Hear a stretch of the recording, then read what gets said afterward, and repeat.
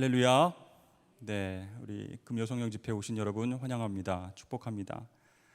이제 현장 예배가 재개됐습니다. 여러분 또 우리 금요 성령 집회 때 또 마음껏 하나님을 찬양하고 또 하나님 경배하고 또 말씀 듣고 기도하는 귀한 이 자리를 채워주시기를 바라고요. 또 이렇게 우리의 기도가 쌓이고 또 하나님께서 우리의 기도에 응답하시는 것들을 확인하는 귀하고 복된 자리가 될 수 있기를 축복합니다. 매번 느끼는 것이지만 우리 금요 성령 집회의 우리 찬양팀이 얼마나 은혜롭게 찬양을 인도하는지, 우리가 찬양을 하면서도 하나님께 영광 올려드리고 또 우리가 많은 은혜를 받았습니다. 우리 수고하신 우리 찬양팀에게 격려와 또 축복의 박수 한번 하겠습니다. 네, 감사합니다. 여러분 다른 교회 우리 찬양팀 한번 들어보셨어요? 우리 산성교회 찬양팀보다 더 잘하지 못하죠? 안 보셔서 모르는구나. 제가 알려드릴게요. 다 봤는데요. 비교했는데 뭐 찬양 인도자 목사님, 우리 싱어들, 그 다음에 기타를 왜 이렇게 잘 쳐요? 청년들이 드럼도 그렇고요, 키보드도 그렇고 수준. 지금 제가 이렇게 얘기를 하면은 또 다른 곳으로 이렇게 가실 수 있기 때문에 이 정도만 하겠습니다.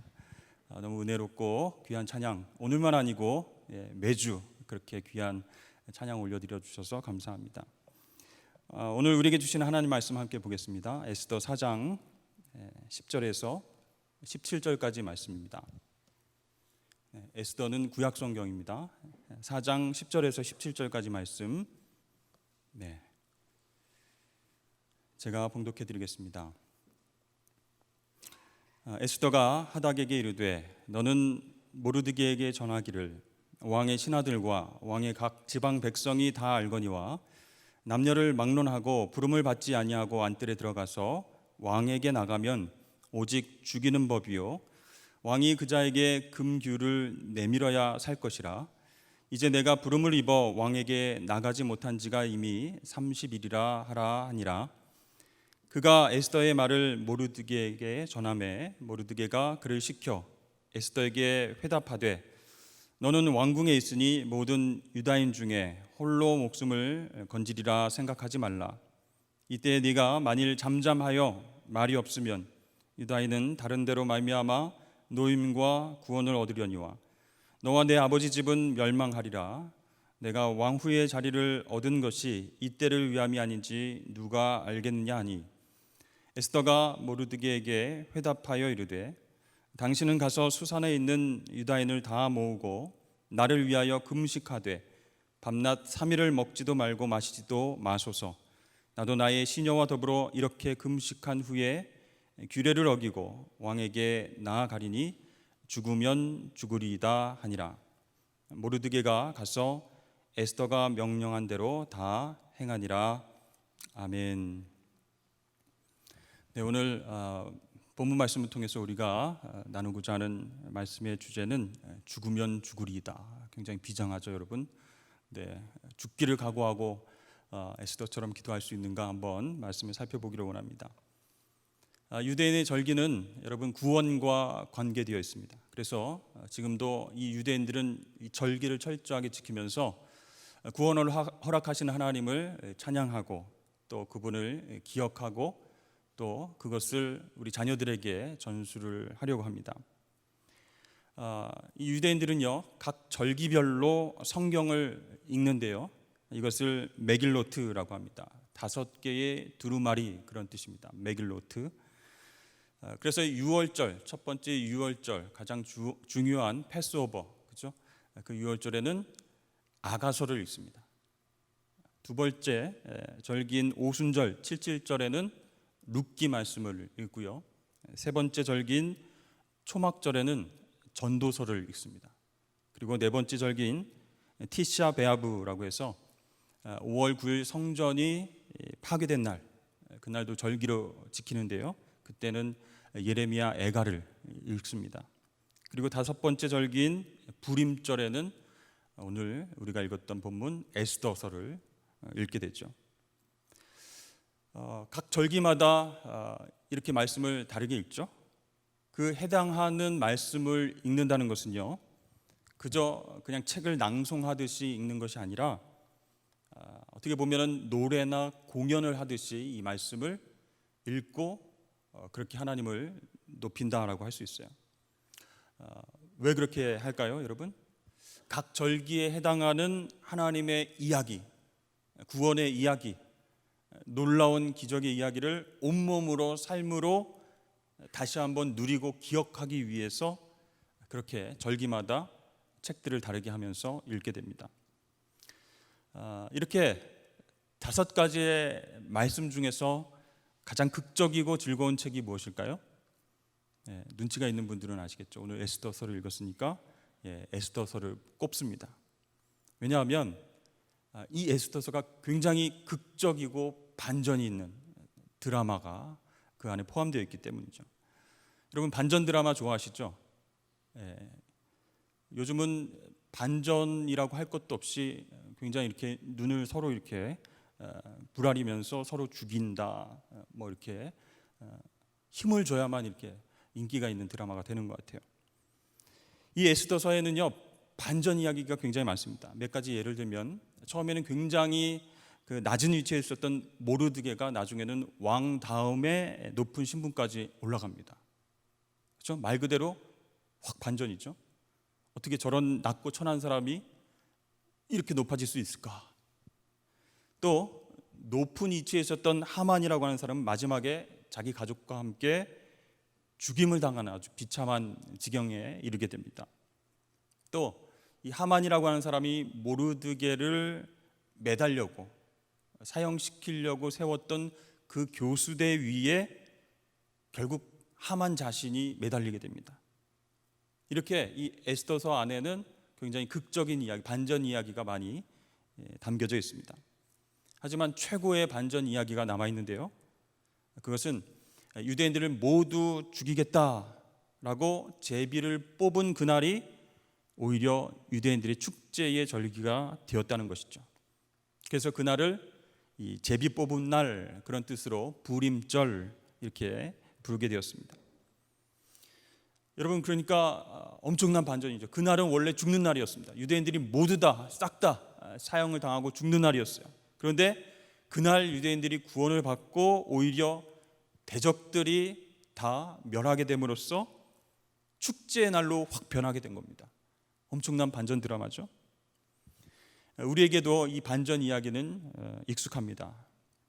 뭐가 있죠? 십자가에서 사탄의 어둠의 권세를 물리치시고 영원한 승리를 얻으신 예수님의 십자가 반전 이야기 우리가 잘 알고 있습니다. 근데 잘 보면요, 이 에스더서는 전체적으로 이 십자가의 이야기가 겹쳐서 보이게 된다는 거예요. 사형의 도구였던 그 십자가가 온 인류를 구원하는 도구로 사용됩니다. 엄청난 반전이죠. 죽음으로 끝이 날 것 같았던 예수님의 그 구속 사역이 주님의 죽으심과 부활로 완성이 되었습니다.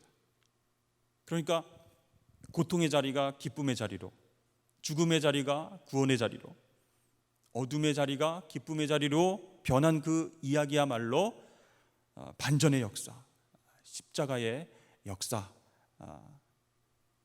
우리가 그것을 잘 알고 있다는 것이죠. 그래서 이 에스더서는요 십자가의 반전 이야기가 많이 닮았다 이렇게 이야기를 할 수 있는 것입니다. 그런데 가만히 우리 에스더서를 읽어보면요 이 반전 이야기가 어떻게 일어나는가? 우연히 일어납니다. 자, 모르드게라고 하는 사람이 누군가 왕을 살해하려고 하는 모의를 우연히 듣게 됩니다.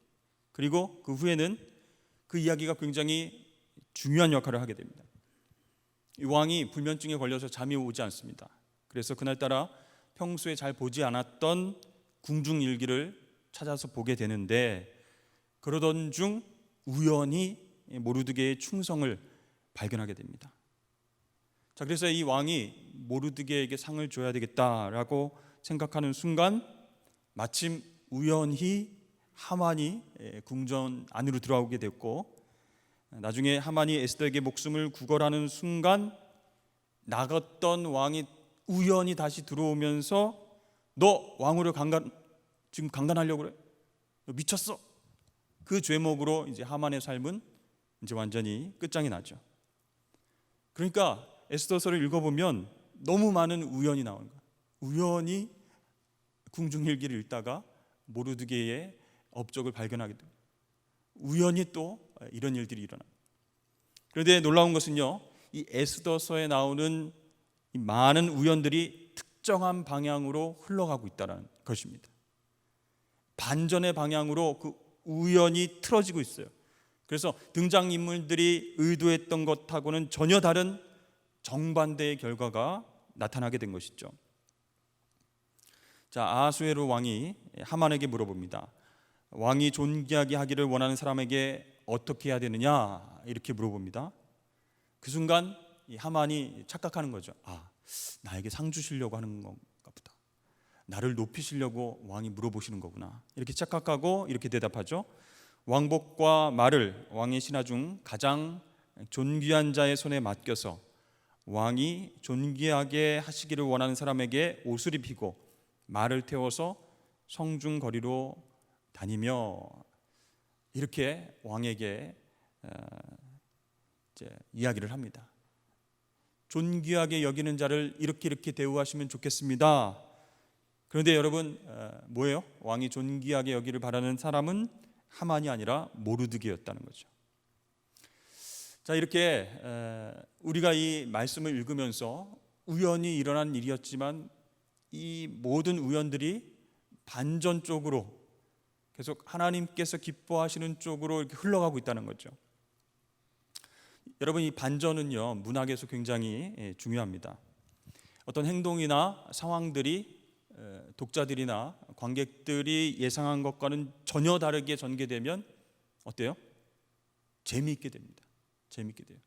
그래서 책을 읽는 독자나 연극을 보는 관객이 내가 생각했던 거하고는 다르네?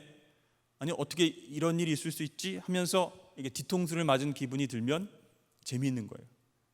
그건 성공한 거예요. 그래서 감동과 재미를 선물해 주는 그 문학적 기법이 바로 반전이라고 하는 것입니다. 그런데요, 이 문학 기법은 또 다른 말로 하면 인간의 한계와 좌절을 나타내 보여줍니다. 아무리 인간이 계획하고 노력해도 잘 안 되네, 뜻대로 안 되네, 이것은 운명의 장난인가 보다 하면서 그 인생의 과정 가운데에 인간의 통제권과 영향력 밖에 있는 힘이 있다라는 것을 선명하게 드러내주는 거예요. 그래서 인간이 아무리 똑똑하고 부하고 뭐 이렇게 능력이 있어도 한계와 좌절을 드러내는데 이 반전이 쓰인다는 것이죠. 근데 여러분, 이 에스더서에서 나오는 반전 기법은요, 그리스 문학이나 연극에서 나타나는 그런 부분들하고 다르다는 겁니다. 그러니까 인간의 힘, 인간의 통제, 그것을 벗어난 어떤 힘에 의해서 인생이 좌지우지 된다. 그러니 힘 빼고 살아라, 그러니 웃으면서 살아라, 이런 결론이 아니라는 거예요. 바로 하나님께서 우리 인생 속에서 반전을 일으키신다라는 거예요. 그리고 하나님이 직접 개입하셔서 하나님의 뜻대로 역사를 만들어 가신다라는 것을 에스더서를 통해서 우리에게 보여주고 있는 것입니다. 그래서 그리스 문학이나 연극에서 나타내는 반전 기법하고는 다른 거예요. 우리가 에스더서를 읽으면서 수많은 우연들이 반전을 향해서 치닫고 결과적으로 하나님께서 영광을 받으시는 것을 봤을 때 정말 하나님은 우리 인생 가운데에서 좋은 것을 주시기를 원하시는 분이시구나, 우리의 인생을 모른다 하지 않으시고 개입하시는 분이시구나, 악을 선으로 만드실 수 있는 분이시구나, 이걸 깨닫게 해준다는 거예요. 그래서 에스더서를 읽어보면 하나님이라고 하는 말이 나오지 않습니다. 그렇지만 분명한 것은 하나님의 은혜가 아니면, 그분의 섭리와 반전의 개입하심이 아니면 절대로 일어날 수 없는 일이 일어났다는 것이죠. 우리 4장 14절 말씀 함께 읽어보도록 하겠습니다. 시작. 이때에 내가 만일 잠잠하여 말이 없으면 유다인은 다른 데로 말미암아 노임과 구원을 얻으려니와 너와 내 아버지 집은 멸망하리라. 내가 왕후의 자리를 얻는 것이 이때를 위함이 아닌지 누가 알겠느냐 하니. 자, 하나님이라고 하는 단어가 나오지 않지만 이 말씀을 우리가 대하는 순간 인생과 역사를 주관하시는 그 하나님의 손길을 인정하지 않을 수가 없다는 것이죠. 이 놀라운 반전 드라마를 누가 쓰셨다는 거예요? 에스더가? 아니죠. 하나님께서 직접 쓰셨다는 것입니다. 하나님의 역사 가운데 이루어진 이름을 강력하게 보여주고 있기 때문에 이 말씀을 읽는 순간 이때를 위함이 아닌지 누가 알겠느냐, 이런 말씀을 통해서 정말 하나님이 지금 역사하고 계시는구나, 그렇게 우리는 깨달을 수 있다는 것이죠. 근데 여러분, 여기에서 우리가 중요하게 생각해야 될 부분이 있습니다. 이 하나님의 반전 드라마는요, 그 역사는요, 하나님이 원하시는 대로 일방적으로 일어나지 않는다는 거예요. 하나님이 A라고 하는 계획이 있었으면 그게 우리의 모든 것과 상관없이 일방적으로 A가 되어서 확 나타나지 않는다는 겁니다. 하나님께서 모든 사건과 모든 것들을 주관하시되 혼자 행하시는 것이 아니라 이 믿음의 사람들의 기도와 간구를 통해서 역사하신다는 거예요. 그래서 그 기도와 간구를 들으시고 물줄기를 틀으셔서 결국에는 하나님께 영광을 올리게 하시는 그런 방향으로 드라마가 만들어진다는 거예요. 그래서 여러분, 제가 계속 우연히 일어났다 이런 얘기를 했죠. 에스더서에 나오는 모든 사건들 우연히 일어난 것 같아 보였지만 결국 우연이 아니었다라는 거예요. 결론적으로 믿음의 사람들의 기도와 간구가 계속적으로 있어 왔기 때문에 놀라운 역사가 일어났다는 거예요. 여러분, 에스더서에는요, 기도라는 말도 나오지 않습니다. 그렇지만 이 모르드게와 에스더라고 하는 두 인물은 어떤 사람들보다 하나님께 열심을 다해서 기도했던 사람이다라는 것을 알 수 있어요. 생각하고 고민하고 어떻게 해야 되지? 유대인들이 다 죽을 것 같은데 어떻게 하지? 이렇게 걱정 근심만 하는 것이 아니라 실제로 금식 기도하고 행동으로 옮깁니다. 기도할 수 없는 환경 가운데서도 기도하고 결단한 다음 행동했어요. 그리고 죽으면 죽으리라, 이렇게 담대하게 말하고 있습니다. 오늘 본문 4장 말씀이 바로 이 하나님의 반전 역사를 일으키는 기도의 모습을 우리에게 잘 보여주고 있습니다. 16절 말씀에 보면 당신은 가서 수산에 있는 유다인을 다 모으고 나를 위하여 금식하되 밤낮 3일을 먹지도 말고 마시지도 마소서. 나도 나의 시녀와 더불어 이렇게 금식한 후에 규례를 어기고 왕에게 나아가리니 죽으면 죽으리이다 하니라. 자, 이 에스더의 말 가운데에 기도의 특징이 드러나게 되죠. 첫 번째, 이 에스더가 했던 기도는 어떤 기도일까요? 도전하는 그런 기도였다라는 겁니다.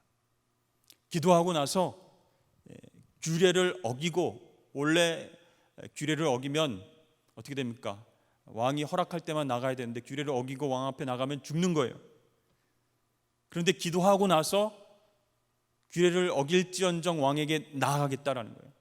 그만큼 사안이 급박한 거예요. 그러면서 죽으면 죽으리다. 여러분, 어떤 기도예요? 도전하는 기도라는 거예요. 여러분, 정말 급하고 중요하고 진짜 꼭 하나님께서 들어주셔야 그런 기도는요, 도전하는 기도입니다. 그런 기도가 하나님의 마음을 움직인다는 거예요. 자기의 생각과 판단과 감정과 상식을 뛰어넘지 않는 선에서 하나님 이렇게 해주시면 좋겠어요. 근데 그렇게 안 해주셔도 괜찮아요.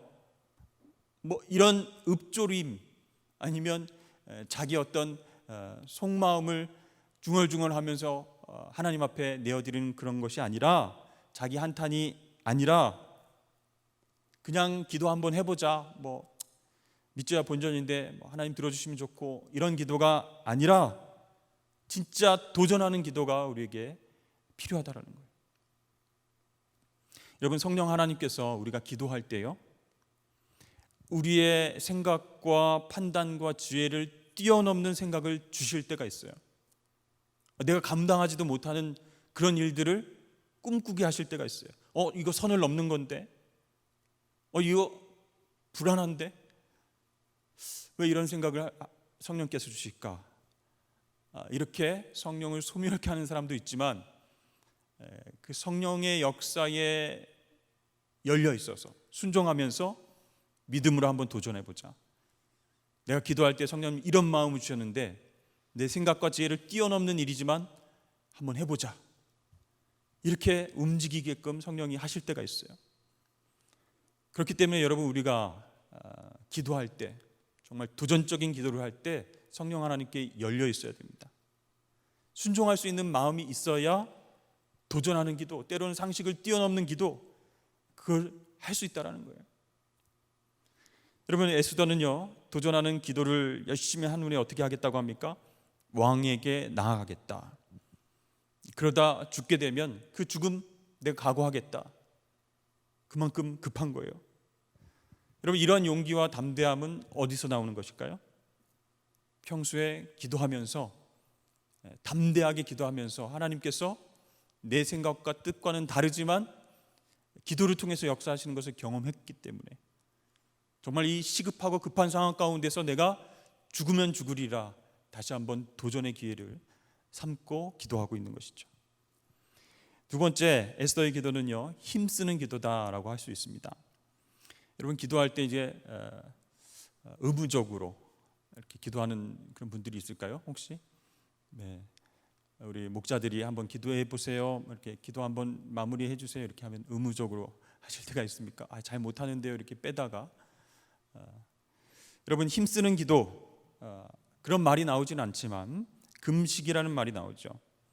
여러분, 금식은요, 밥을 굶고 가만히 있는 게 아니죠. 네, 먹을 것을 자제하고 기도하는 것입니다. 그러니까 힘쓰는 기도의 전형적인 어떤 용어가 금식이다라는 것이죠. 그냥 기도만 하는 것이 아니라 힘을 써서 육신의 배고픔을 이겨가면서 힘을 써가면서 기도하는 것이라는 할 수 있는 것이죠.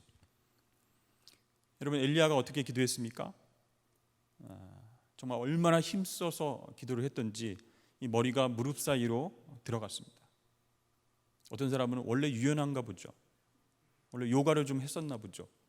한번 해볼까요? 하면서 머리를, 그게 아니라 힘써서 하나님 앞에 온몸을 다 던져서 그렇게 기도를 했다는 거예요. 하나님 살려주십시오. 이 과부의 아들 살려주십시오. 여러분, 야곱은 하나님과 씨름해서 이겼습니다. 그래서 이스라엘이라고 하는 그런 이름을 얻게 됐죠. 그로 이제 하나님의 선택된 백성은 이제 이스라엘이다라고 불리게 됐습니다. 그래서 이 이스라엘 백성은요, 기도에 힘쓰는 사람, 하나님의 뜻을 분별하는 사람, 그 백성들이 하나님의 백성이 된다라고 하는 엄청난 좋은 뜻을 갖게 되었다는 것이죠. 여러분, 그러므로 우리가 힘쓰는 기도를 해야 할 줄로 믿습니다. 그냥 힘이 다 빠져서 오늘 내일 골골하는 상태로 하나님 좀 들어주세요. 제 형편과 사정 아시죠? 제가 몸 아픈 거 아시죠? 내일 좀 힘이 나면 기도하겠습니다. 이게 아니라 정말 하나님 들어주셔야 됩니다 하고 육체의 어떤 한계와 어려움과 그런 어떤 음식을 먹고 싶은 그런 마음과 모든 것들을 절제하면서 힘쓰며 하는 기도가 하나님 마음을 움직인다. 세 번째는요, 분량을 채우는 기도다라고 할 수 있습니다. 에스더는 수상궁에 있는 모든 유대인들에게 3일 동안 함께 금식 기도하자라고 요청합니다. 왜 그럴까요? 자기 혼자 하는데 너무 지쳐서 다른 사람들이 좀 같이 큰 소리로 한번 기도해주면 힘나서, 그게 아니고 기도의 분량이 채워져야 하기 때문에. 혹시 여러분들 중에 이런 생각을 하시는 분들이 있어요. 나는 별로 기도한 것이 없는데 생각보다 쉽게 또 일찍 하나님 응답을 받았습니다. 난 너무 사랑하시는가? 그렇게 열심히 기도 안 했는데 그렇게 왜 빨리 기도에 응답해 주시지? 그런 경우가 있어요. 여러분, 둘 중에 하나입니다. 하나는 하나님의 주권적인 역사 때문이고, 또 다른 하나는 누군가의 중보기도 때문입니다. 나를 위해서 보이지 않는 곳에서 눈물 흘려서 중보하고 기도해 주는 사람이 있기 때문에, 그 기도의 분량이 채워졌기 때문에 하나님께서 역사하시는 거예요. 여러분, 비등점이라고 하는 물리학 용어가 있습니다. 끓는 점이라고도 하는데요. 액체가 이제 끓는 온도를 말합니다. 여러분, 물이 몇 도에서 끓죠? 100도씨에서 끓습니다. 98도도 아니고 99도도 아닙니다. 딱 100도에서 끓기 시작합니다. 아무리 온도가 높아도 100도가 되지 않으면 물이 끓지 않습니다. 우리의 기도도 마찬가지라는 거예요. 우리의 영적인 이 비등점이 올라가지 않으면, 기도의 분량이 제대로 채워지지 않으면 하나님의 역사는 일어나지 않는다는 것입니다. 그래서 하나님께서 계속 기도를 시키실 때가 있어요. 하나님의 역사를 이루시고자 사람들의 마음을 감동시키셔서 중보기도에 동참하게 하시고, 그 사안을 정말 급박하게 받아들이게 하셔서 엎드려 함께 기도하게 역사를 하실 때가 있다는 거예요. 그러나 필요한 만큼 기도의 분량이 채워지면요, 그때부터 하나님이 역사하시는 거예요. 여러분, 하나님께서 역사하시는 그 기도의 분량이 어느 정도일까요? 얼마나 많은 사람들이 그 한 가지 문제를 가지고 매달려서 기도해야 그 분량이 채워질까요? 그것은 알 수 없습니다. 그러나 그 문제를 가지고 기도하는 사람들은 알 수 있어요. 느낌으로 알 수 있어요. 언제까지 기도해야 되는지, 내 영이 하나님 앞에서 만족하면서 기도를 마무리할 수 있는지 하나님 알게 하시기 때문에 그래요. 그래서 분량이 채워지지 않으면 그때까지 계속해서 쉬지 않고 기도하게 된다는 것입니다. 그래서 뿐만 아니라 다른 사람들에게도 기도를 부탁합니다. 그렇습니다. 여러분, 기도의 분량을 채우면 전혀 응답될 것 같지 않고 정말 움직일 것 같지 않았던 그런 기미조차 보이지 않았던 문제들이 하나하나 풀리고 응답되는 줄로 여러분 믿으실 수 있기를 바랍니다. 이것이 영적인 비밀이고 하나님의 반전의 역사가 일어나는 비결이다라고 할 수 있습니다. 여러분, 오늘 에스더 말씀을 통해서 하나님 앞에서 어떻게 기도해야 할까 한번 생각해 보시길 바랍니다. 나의 기도는 어떤 기도였는가? 처음에 주여 하고 기도하다가 이제 주여 이렇게 용두사미의 어떤 기도였는가? 아니면 시간을 채우기 위해서 오늘은 몇 분 정도 기도해야 되는데 너무 힘들다 하면서 기도하면서도 다른 일 생각하고 잡념이 들어와서 이리저리 헤매다가 하나님 앞에 제대로 기도도 하지 못하고 마무리하는 경우가 있지 않습니까? 여러분, 하나님 앞에서 도전하는 기도 하실 수 있길 바랍니다. 힘쓰는 기도 하실 수 있길 바랍니다. 그리고 분량을 채우는 기도를 통해서 하나님의 마음을 움직이시는 저와 여러분 되시길 바랍니다. 그러면요, 우리가 삶에서 경험하는 두려움에서 해방될 수 있습니다. 좌절 앞에서 다시 일어설 수 있습니다.